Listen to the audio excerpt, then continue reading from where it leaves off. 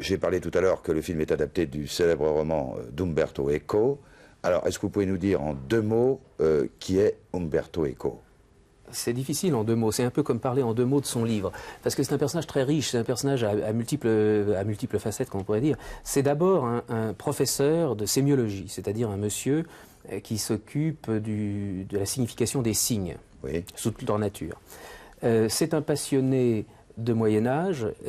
Son premier travail a été une thèse très compliquée du sens du beau chez saint Thomas d'Aquin. Oui, d'accord. Ouais. Il a fait des textes sur à peu près tout, que ce soit sur la samba, sur la signification du carnaval, un commentaire d'un Béatus, c'est-à-dire une apocalypse mozarabe. C'est un type qui a touché à tout et qui était un tel spécialiste sur le Moyen-Âge qu'un jour il a dit « J'en ai assez de ce Moyen-Âge, j'en ai assez de cet univers de moine, cet univers qui me ressemble, il a une vie de bénédictin, je vais tuer des moines. » Et c'est comme ça qu'il a fait le nom de la rose, il a tellement tué les moines et bien réussi que maintenant il est reparti dans un cycle de conférences et plus que jamais il est le spécialiste du Moyen-Âge. Bon, alors ce qu'il faut ajouter, c'est que j'ai découvert ça à travers un sujet qu'a réalisé Bertrand Thebet à Locarno où Umberto Eco était.